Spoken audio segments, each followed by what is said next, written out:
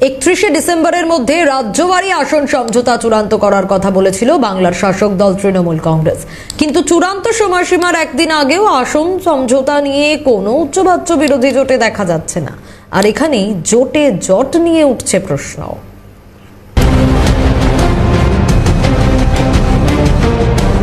Deadline ডিসেম্বরের সঙ্গে কম বেশি পরিচিত সকলেই। 2022 সালে রাজ্যের বিরোধী দলনেতার মুখে শোনা গিয়েছিল ডেডলাইন ডিসেম্বরের কথা। 2023-এ বিরোধী জোটের আসন সমঝোতা নিয়ে তৃণমূল সুপ্রিমো মমতা বন্দ্যোপাধ্যায়ের মুখে 31শে ডিসেম্বর ডেডলাইন প্রসঙ্গ। সব মিলিয়ে হট টপিক ডিসেম্বর। লোকসভা নির্বাচনকে সামনে রেখে বিজেপি বিরোধিতায় গড়ে উঠছে INDIA জোট। ইতিমধ্যেই সেই জোটের প্রাসঙ্গিকতা নিয়ে উঠতে শুরু করেছে একাধিক প্রশ্ন। দ্বিধাবিভক্ত জোটের মধ্যেই থাকা একাধিক দল। 31শে ডিসেম্বরের মধ্যে রাজ্যবাড়ি আসন সমঝোতা চূড়ান্ত করার কথা বলেছিল বাংলার শাসক দল তৃণমূল কংগ্রেস। কিন্তু চূড়ান্ত সময়সীমা একদিন আগেও আসন সমঝোতা নিয়ে কোনো উচ্চবাচ্য বিরোধী জোটে দেখা যাচ্ছে না। অন্যদিকে কংগ্রেসের ন্যায় যাত্রা বাংলার মাটি স্পর্শ করবে। সেই যাত্রায় নেতৃত্ব দেবেন রাহুল গান্ধী। কলকাতার ঐতিহ্যকে নিজের যাত্রার সঙ্গে যুক্ত করতেই বাংলার মাটিতে পা রাখবেন রাজীব পুত্র। এদিকে আবার তৃণমূল নেত্রী তথা রাজ্যের মুখ্যমন্ত্রী শটান জানিয়ে দিয়েছেন, বাংলায় একমাত্র তৃণমূল কংগ্রেসই পারে বিজেপিকে আটকাতে, অন্য কেউ নয়। মমতা বন্দ্যোপাধ্যায়ের এই কথাকে তৃণমূলের বাংলায় একা চলার ইঙ্গিত বলেই মনে করছে রাজনৈতিক মহল। সেক্ষেত্রে কংগ্রেসের সঙ্গে তাদের আদৌ আসন সমঝোতা হবে কিনা তা নিয়ে তৈরি হয়েছে প্রশ্ন। বাংলার বাম পাশে আবার সদ্য রাজ্য জুড়ে তৃণমূলী শাসনের বিরুদ্ধে ইনসাফ যাত্রা শেষ করেছে DYFI।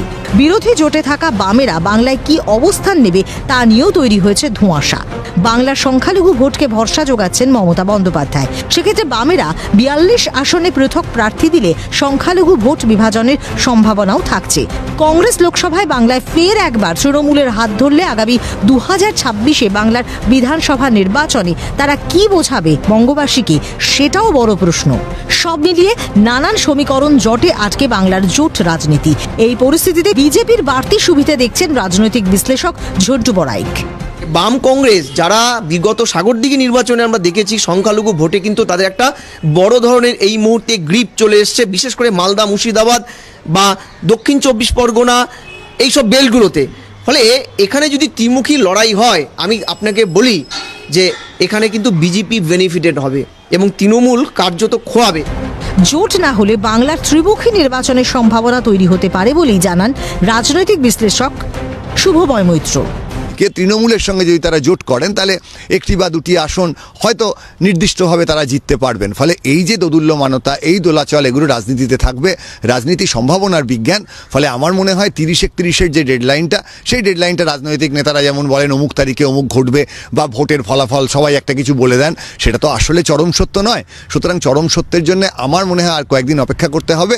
তবে আমাকে যদি নির্দিষ্ট সম্ভাবনার কথা বলেন, আমার মনে হয় পশ্চিমবঙ্গে সম্ভবত একটা ত্রিমুখী লড়াই হতে চলেছে, যেখানে বিজেপি একদিকে, তৃণমূল কংগ্রেস একদিকে এবং বাকি সকলে একদিকে। এটার সম্ভাবনাই এই মুহূর্তে সব থেকে বেশি। এই পরিস্থিতিতে দাঁড়িয়ে বাংলার কি হতে চলেছে জোটের ভবিষ্যৎ, উত্তর মিলবে সময়েই। ক্যালকাটা নিউজ।